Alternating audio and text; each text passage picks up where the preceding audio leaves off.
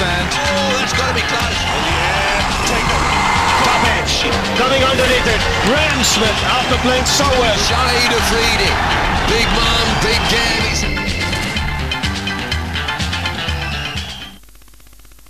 Welcome back खवातीन आजाद, एक दफा फिर आपको खुशामदीद। वर्ल्ड कप 2011 इंजमामुल हक के साथ आप देख रहे हैं वैल्यू टीवी पर।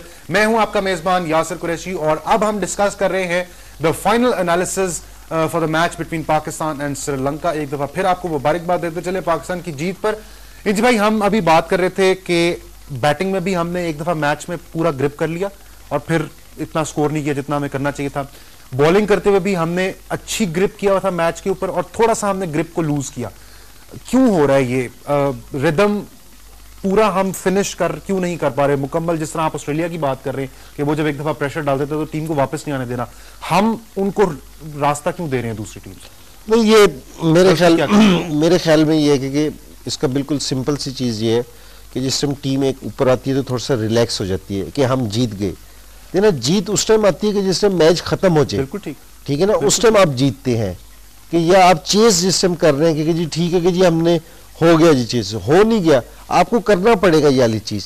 और इस चीज़ में आज जो दूसरी जो सारी चीज़ देखे, ये थोड़ा सा पाकिस्तान टीम पे प्रेशर भी पड़ा था कि जी एक टाइम लगता था कि 277 स्कोर इतना ज़्यादा नहीं है। तो जब ओपनर्स खेल रहे थे कि जी लग रहा था कि जी बहुत अच्छा खेल रहे हैं, तो क्रेडिट आफरीदी स्पिनर्स को जाना चाहिए। बेसिकली हफीज़ ने भी बहुत अच्छी बॉलिंग की है, आफरीदी ने अच्छी बॉलिंग की है, अब्दुल रहमान ने इन द एंड उसे थोड़ी सी मार पड़ी है लेकिन शुरू में आके उसने कंटेन किया। लेकिन इस प्रेशर में जो दूसरी चीज़ है, एक तो हमने कैचेस ड्रॉप किए हैं कि जी हमारी फील्डिंग का थोड़ा सा हुआ कि जी प्रेशर में आके हम थोड़ा सा। दूसरी चीज़ ये कि हमने 16 वाइट बॉल फेंके हैं जिसपे एक्स्ट्रा रन मेरे ख्याल में 29 या 31 रन हैं इतने, कि ये जो एक्स्ट्रा रन है ना, कि अगर आप 277 करें रन और उसमें से 30 से 40 रन आप खुद ही दे दें तो मेरे ख्याल में कि ये बॉलर्स के लिए मुश्किल है डिफेंड करना। और आप कोई भी क्रंच गेम, कोई भी बड़ी टीम के खिलाफ है ना, आप चीज़ है ना, ये आप हार सकते हैं मैच।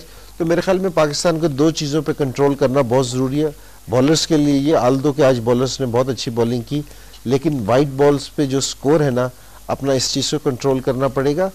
और प्रेशर में फील्डिंग जो है पाकिस्तान की, वैसे तो मैं कहूँगा कि जी सारे टाइम ही कमज़ोर रही है, लेकिन ये कि अब जितने मैं ये समझ रहा हूँ कि जो लड़कों की इस टाइम फिटनेस है और जो पाकिस्तान को इस टाइम फिजियो या दूसरे दस्तयाब हैं लोग, सही ठीक है सही, तो मेरे ख्याल में कि पाकिस्तान का स्टैंडर्ड है ना फील्डिंग का ऊपर जाना चाहिए। अब ये नहीं कि जी एक चीज़ में हम कमज़ोर हैं तो इसमें इम्प्रूव नहीं लेके आना, इम्प्रूवमेंट नहीं लेके आनी।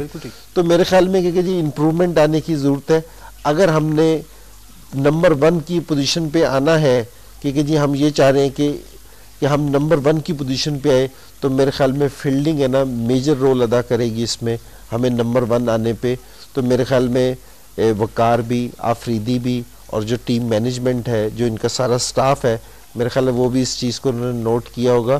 तो मेरे ख्याल पे इस पे, और ये मैनेजर, कप्तान या कोच, इसका इतना वो नहीं है कि जी कोच जाके आपको फील्डिंग और करा रहा है। मेरे ख्याल में ये हर प्लेयर का जो सा ग्राउंड में खुद को अलर्ट रखना, सारी चीजें करना और प्रेशर को ना लेना, ये समझना कि मैं जितने भी बड़े फील्डर से मिला हूँ कि जिनसे मेरी बात हुई है फील्डर से बड़ों से, मैंने उनसे पूछा कि आप किस अप्रोच के साथ ग्राउंड में आते हैं, क्या आप हर बॉल पे करते हैं। वो ये कहते हैं कि जी मैं ये समझता हूँ कि हर बॉल मेरे पास आएगी। तो मेरे ख्याल में हमारे फील्डर्स को भी ये करना चाहिए कि हर बॉल हमारे पास आएगी। अगर वो उससे जाएंगे तो मेरे ख्याल में कि ये जो हमें लैप्सेस दिखे, मेरे ख्याल में ये कम होंगे। बिल्कुल ठीक है।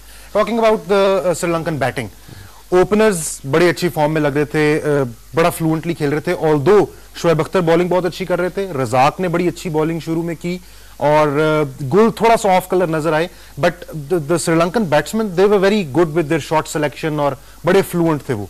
बट पहली विकेट गिर गई, संगाकारा आ गए और फिर उसके बाद दूसरे ओपनर भी चले गए, दिलशन भी आउट हो गए।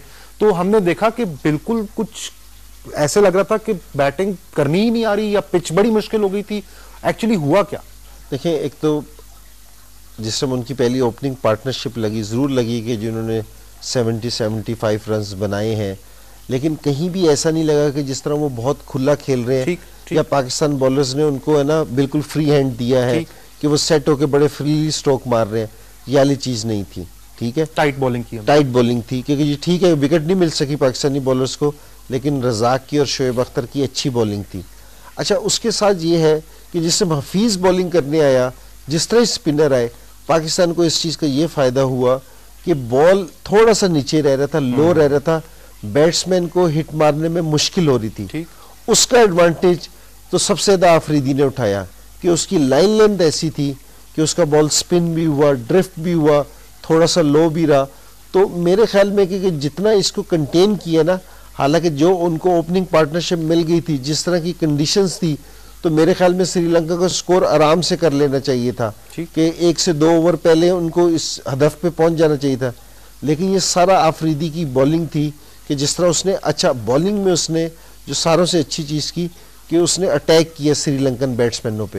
श्रीलंकन बैट्समैन संभल नहीं सके इस चीज़ से, और मैं कहूँगा कि जो विकेट थी मेन, जो उनका सबसे इनफॉर्म बैट्समैन है वो है जे वर्धने।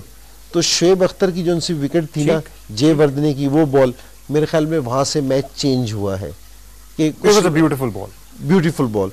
क्योंकि जी लोग ये समझते थे कि जी दिलशान ने अपना काम कर दिया था, स्टैंड दे दिया था, अनलकी भी रहे, वो एज हो गई, प्लेड ऑन, ठीक है।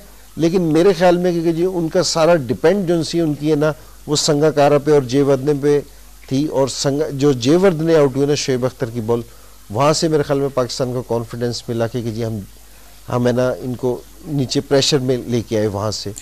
तो मेरे ख्याल में कि जो, और पाकिस्तान को हर वक्फे से, इंटरवल से पार्टनरशिप्स के साथ नहीं खेले, इनकी कोई इतनी बड़ी पार्टनरशिप नहीं हुई। अगर आपने 280 रन को चेज करना है तो एक आपकी पार्टनरशिप ऐसी होनी चाहिए कि मिडिल ऑर्डर में जो 70 से 80 रन की होती, in quick time as well, मतलब वो तो बहुत तेज उनकी टाइम उनको बहुत लगा, वो जो टाइम बहुत लगा कि जी अगर वो सिल्वा ने और संगाकारा की अगर कोई पार्टनरशिप लगी है, लेकिन उसमें यह कि जी पाकिस्तान ने एवरेज बहुत ऊपर ले गया था कि जी 10 साढ़े 10 की एवरेज आ गई थी। तो मेरे ख्याल में कि जी श्रीलंका के जो बैट्समैन थे, बिल्कुल आपने सही कहा, संगाकारा है ना इतने टच में नजर नहीं आ रहे थे, हालांकि वो इस कंडीशंस के बड़े ज़बरदस्त प्लेयर हैं, लेकिन वो अपने उस तरह फ्लुएंट में नहीं थे। मेरे ख्याल में एक कप्तान थे, श्रीलंका में खेल रहे थे, और उनके थोड़े से मेन बैट्समैन आउट हुए तो उन पे बहुत ज़्यादा प्रेशर आ गया, तो उनके लिए मुश्किल हो गया कि जी उस प्रेशर से निकलना, कि बैट्समैन पे प्रेशर आ जाए बड़ा तो मुश्किल हो जाता है उसको वहां से निकलना। 73 रन की पार्टनरशिप थी, और अगर इसका कंपैरिजन हम करें मिसबा और यूनस की जो पार्टनरशिप थी उसके साथ, तो ये जो 73 रन हैं ये कुछ तकरीबन 17 और देयर अबाउट ओवर्स में बने हैं, कंपेयर टू जो 108 रन हमारी पार्टनरशिप लगी थी 20 ओवर्स में। तो आई थिंक वही डिफरेंस फिर वो सामने नजर आया। अच्छा, ये बताइए मुझे, जब संगाकारा ने पावर प्ले भी लिया, तो पावर प्ले लेने के बाद भी 5 ओवरों में संगाकारा का ये ख्याल था एट द टॉस कि हम 270 चेज कर लेंगे, 270 280 should be chased easily. Power play जब आया तो तकरीबन 8 की एवरेज, रिक्वायर्ड एवरेज थी, 8 से ऊपर जा चुकी हुई थी, और पावर प्ले में हमने देखा सिर्फ 35 रन बने, 35-36 रन बने, 7 की एवरेज से खेला। उसमें भी हमने कोई इतनी लंबी लंबी शॉट्स हमें नजर नहीं आई, या संगाकारा को इंप्रोवाइज करते नजर नहीं आए हमें कोई ऊंचा शॉट खेलने के लिए। तो क्वेश्चन मैं दोबारा आपसे पूछना चाह रहा हूं कि पिच ने कुछ इफेक्ट चेंज कर लिया था, पिच ने डिफरेंट तरीके से खेलना शुरू कर दिया था, या आप क्रेडिट देते हैं पाकिस्तानी बॉलर्स को कि इन्होंने लाइन लेंथ रखी?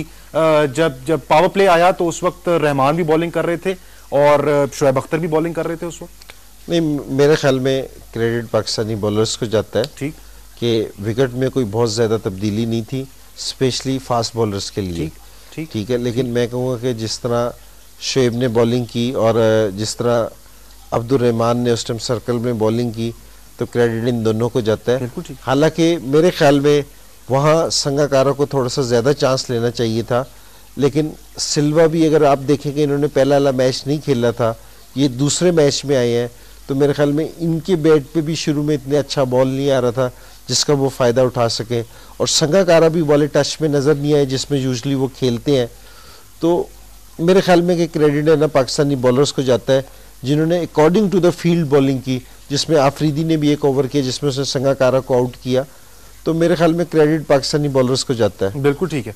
यहाँ पर लेना है हमने एक छोटा सा ब्रेक लेने के बाद जब वापस आएंगे तो पाकिस्तानी बॉलिंग डिस्कस करेंगे और आपको बॉलिंग फिगर्स भी दिखाएंगे, और द डिफरेंस इस मैच में जो रहे, जो खासतौर पर श्रीलंकन इनिंग्स में वो थे शाहिद आफरीदी, उनको मैन ऑफ द मैच भी मिला, उन पर भी डिस्कशन करेंगे, उनकी कप्तानी को भी डिस्कस करेंगे। इस वक्त लेते हैं एक छोटा सा ब्रेक।